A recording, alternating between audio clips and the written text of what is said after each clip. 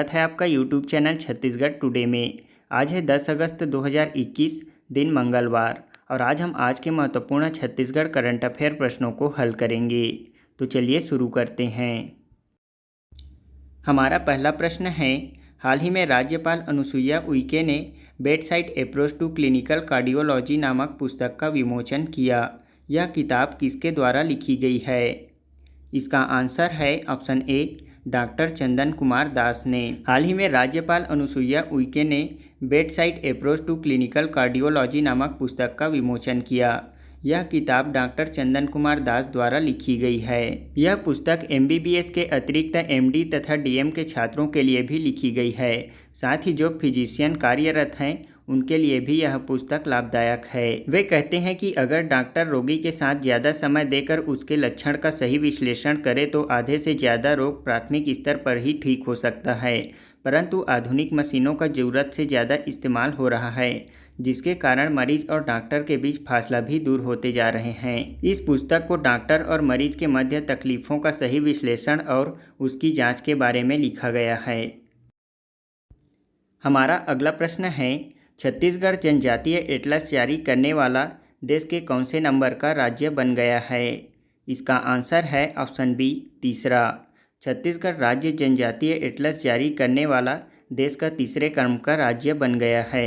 छत्तीसगढ़ राज्य विश्व आदिवासी दिवस के मौके पर भूपेश बघेल ने अपने निवास कार्यालय में आयोजित वर्चुअल कार्यक्रम में आदिम जाति अनुसंधान एवं प्रशिक्षण संस्थान द्वारा तैयार की गई जनजातीय एटलस का विमोचन किया।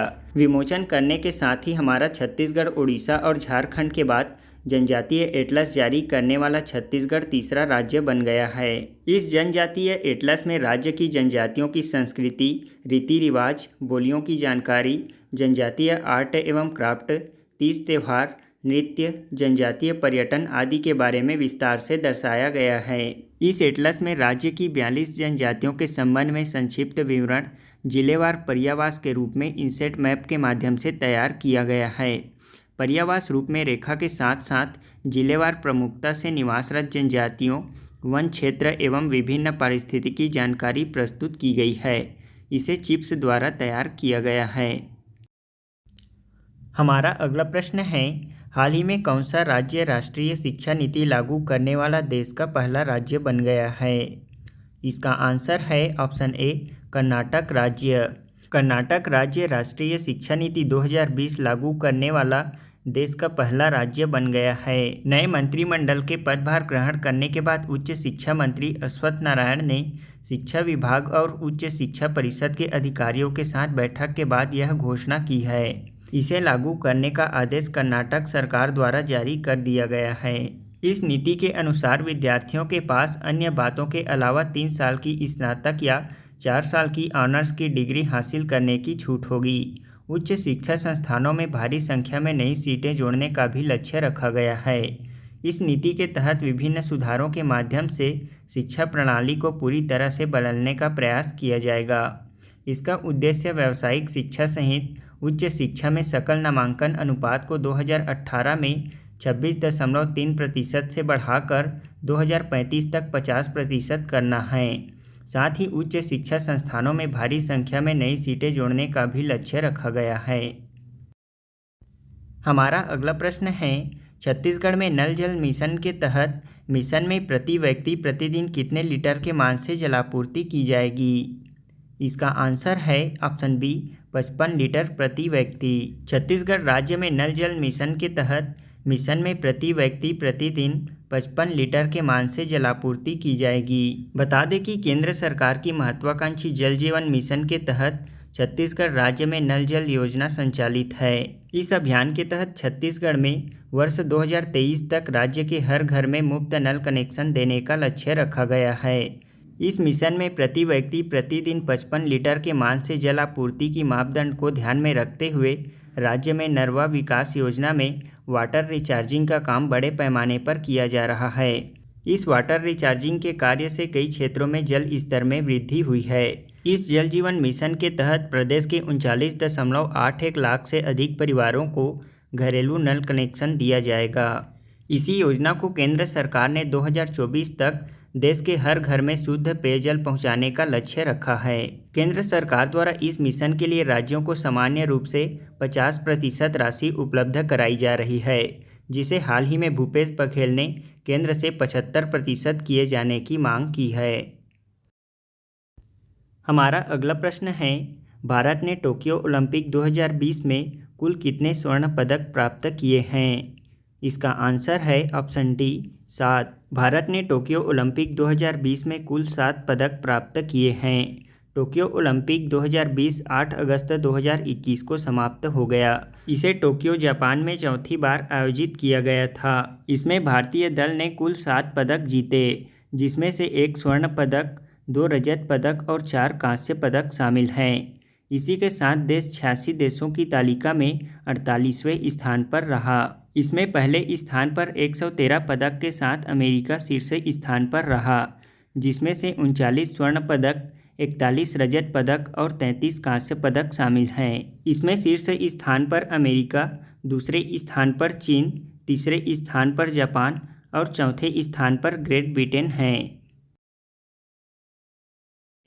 छत्तीसगढ़ में पौध साक्षरता के क्षेत्र में सहयोग के लिए रोटरी इंडिया लिटरेसी मिशन व किसके मध्य एमओयू किया गया है? इसका आंसर है ऑप्शन सी SCERT के मध्य। हमारा अगला प्रश्न है, छत्तीसगढ़ के बस्तर जिले में श्रावण अमावस्या पर ऐतिहासिक बस्तर दशहरा का विधि विधान के साथ शुभारंभ हुआ। यह बस्तर दशहरा किस कार्यक्रम विधि विधान से प्रारंभ होती है? इसका आंसर है ऑप्शन डी पाट यात्रा। हमारा अगला प्रश्न है, छत्तीसगढ़ को लघु वनोपज खरीदी, प्रसंस्करण और विपणन के लिए कुल कितने राष्ट्रीय पुरस्कार प्राप्त हुए हैं? इसका आंसर है ऑप्शन ए 10 राष्ट्रीय पुरस्कार। हमारा अगला प्रश्न है, टोक्यो ओलंपिक 2020 भाला फेंक जेवलिन थ्रो में भारत के लिए किसने स्वर्ण पदक जीता है? इसका आंसर है ऑप्शन ए नीरज चोपड़ा ने। हमारा अगला प्रश्न है, हाल ही में राष्ट्रीय हथकरघा दिवस कब मनाया गया है? इसका आंसर है ऑप्शन ए 7 अगस्त को। हमारा अगला प्रश्न है, सरकार ने किस मंत्रालय के तत्वाधान में रक्षा साइबर एजेंसी की स्थापना को मंजूरी दी है? इसका आंसर है ऑप्शन बी रक्षा मंत्रालय।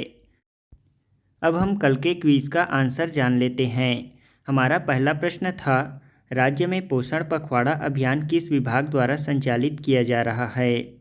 इसका आंसर है महिला एवं बाल विकास विभाग द्वारा। छत्तीसगढ़ राज्य में पोषण पखवाड़ा अभियान महिला एवं बाल विकास विभाग द्वारा संचालित किया जा रहा है। इस वर्ष 2021 में इसे 16 मार्च से 31 मार्च तक आयोजित किया गया।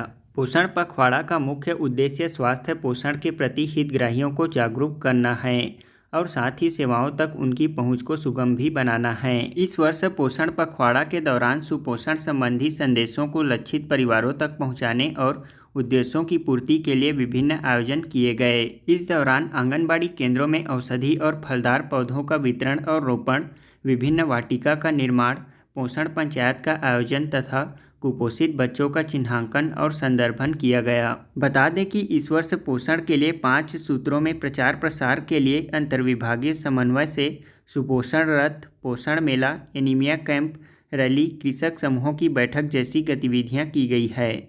हमारा अगला प्रश्न है, राज्य में 2020-21 के दौरान गन्ना खरीदी न्यूनतम समर्थन मूल्य कितना निर्धारित किया गया है?